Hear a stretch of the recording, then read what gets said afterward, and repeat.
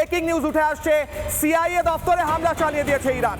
CIA দপ্তরে, দুবাইয়ে CIA সদর দপ্তরে হামলা চালিয়েছে ইরান। দুবাইয়ে সিআইএ দপ্তরে ইরানের মিসাইল হামলা দুবাইয়ে সিআইএ দপ্তরে।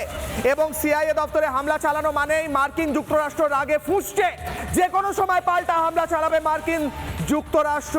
ডোনাল্ড ট্রাম্প ইতিমধ্যেই বলে দিয়েছেন, এমন হামলা করব যা গোটা বিশ্ব কখনো দেখেনি। মার্কিন সেনার ওপর একদিকে হাইপারসনিক মিসাইল হামলা চালিয়েছে ইরান, অন্যদিকে সিআইএ হেডকোয়ার্টার দুবাইয়ে। সেখানেও আমি আগে একবার নীলাদ্রি বাবুর কাছে যাবো, কারণ দুবাইয়ে সিআইএ সদর দপ্তরে হামলা হয়েছে। আমি একবার নীলাদ্রি বাবুর কাছে যাবো। নীলাদ্রি বাবুকে এলইডিতেও আমি চাইবো। আমি প্রশ্ন করছি নীলাদ্রি বাবু, আপনি সরাসরি রয়েছেন দুবাই থেকে। সেখানের এয়ারপোর্টে হামলা হয়েছে, সিআইএ দপ্তরে হামলা হয়েছে এবং মার্কিন সেনা ঘাঁটিতে হামলা হয়েছে। আমার প্রশ্ন হচ্ছে, এরপর তো মার্কিন যুক্তরাষ্ট্র ভয়ঙ্কর যুদ্ধ শুরু করতে চলেছে। আপনাদের তো মানে আটকে পড়ে থাকার চিন্তা ছাড়াও যে কোনো মুহূর্তে অ্যাটাক হতে পারে, মানে আপনাদের তো জীবন সংশয় স্যার। নিশ্চয়ই কিফেলা, এটা নিয়ে কোনো দোরাই নেই যে কোনো সময় দুবাইতে অ্যাটাক হতে পারে। আরেকটা জিনিস আমি তোমাকে একটা পয়েন্ট আউট করতে চাই কিশলা, যেটা আমি প্রথমবার ভুলে গেছিলাম।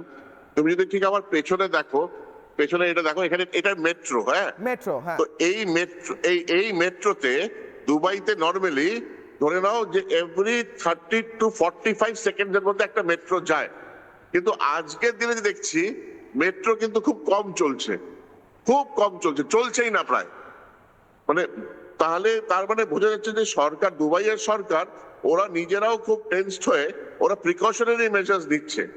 কারণ দেখো, আমি যেটা বললাম, আমার পেছনে যে বিল্ডিংটা রয়েছে, এই যে লাস্ট বিল্ডিং যেটা দেখতে পারবে, তার থেকে স্ট্রেট অফ হরমুজ আর তোমার Iran is only 33 kilometre, 33 kilometre দূরে কিন্তু ইরান এখান থেকে, বেশি দূরে নয়। আর ইরান যেগুলো মিসাইল ফায়ার করছে, সেই মিসাইল গুলো ইন্টারসেপ্ট করতে গিয়ে এসে দুবাইতে পড়ছে। এবার কালকে রাতেও দেখেছি, আজকে রাতে কি হবে জানি না, কারণ আজকে তো আরো এসকেলেট হয়ে গেল। তো রীতিমতো টেনশনের জায়গা রয়েছে। এবার দেখা যাক ভারতীয় সরকার কি করে। নীলাদ্রি বাবু, আমার অফিস থেকে আমার বাড়ি পর্যন্ত ডিস্টেন্স 25 কিলোমিটার, মানে 33 কিলোমিটার হচ্ছে নগণ্য। মানে যে কোনো মুহূর্তে ভয়ঙ্কর হামলা হতে পারে। মানে কোনো যদি মিসাইলগুলো ইন্টারসেপ্ট না করা যায়, যদি দুবাইয়ের এয়ার ডিফেন্স সিস্টেম মিসাইলগুলো ইন্টারসেপ্ট না করতে পারে, তাহলে আপনার পিছনে থাকা এই সমস্ত বিল্ডিংগুলো, গাড়িগুলো যে কোনো সময় গুড়িয়ে যেতে পারে, এই মেট্রো লাইনটা গুড়িয়ে যেতে পারে স্যার। আর ভয়টা হচ্ছে 100টা মিসাইল ছুড়লে 99টা ইন্টারসেপ্ট যদি করেও বটে, একটাও যদি পড়ে তাহলেও তো ক্ষয়ক্ষতি। দেখো এক্স্যাক্টলি কিশোর, 100টা মিসাইল নিয়ে টেনশন ওই একটা মিসাইল যেটা হিট করবে টেনশন, আর সেটা কোনটা সেটা কেউ বলতে পারছে না। কারণ একটা জিনিস দেখো, মুশকিলটা কি হচ্ছে, তো দুবাই ইউএই, ইউনাইটেড আরব এমিরেটস আজ অব্দি কোনো যুদ্ধ ফেস করেনি, এটা প্রথমবার ওরা ফেস করছে। তো ওদের জন্য একটা নতুন অভিজ্ঞতা, আর এটাকে কিভাবে ওরা কোপ আপ করবে সেটা একটা বিশাল বড় প্রশ্ন হয়ে দাঁড়িয়েছে। আমাদের মতন ভারতীয় নাগরিক আজকে বলছিল যে টোটাল যারা এখানে থাকে আর যারা স্ট্যান্ডার্ড হয়েছে মোটামুটি 80 লাখ ভারতীয় আজকে এখানে আটকে রয়েছে।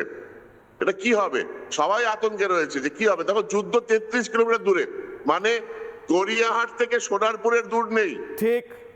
ঠিক, আপনি সেখানে দাঁড়িয়ে রয়েছেন স্যার। আপনি নিজের খেয়াল রাখুন নীলাদ্রি বাবু। আপনি বাংলার দর্শকদের দেখানোর জন্য, এই ছবিগুলো তুলে ধরার জন্য আপনি নেমে এসেছেন হোটেল থেকে, নিরাপত্তা থেকে নেমে এসে আপনি খোলা জায়গায় দাঁড়িয়ে এগুলো দেখাচ্ছেন। আপনি বলছেন একটু আগে বিস্ফোরণ হয়েছে, আবার হতে পারে, তাও আপনি সেই ছবিগুলো দেখাচ্ছেন। আমি রিকোয়েস্ট করব, আপনি নিজের খেয়াল রাখুন। আমি আবার আপনার কাছে আসবো স্যার। নানা ধরনের কন্টেন্ট দেখার জন্য লাইক করুন, শেয়ার করুন আমাদের ফেসবুক পেজ, সাবস্ক্রাইব করুন আমাদের ইউটিউব চ্যানেল। পাশাপাশি অন্যান্য ব্রেকিং নিউজের জন্য অবশ্যই চোখ রাখুন রিপাবলিক বাংলায়।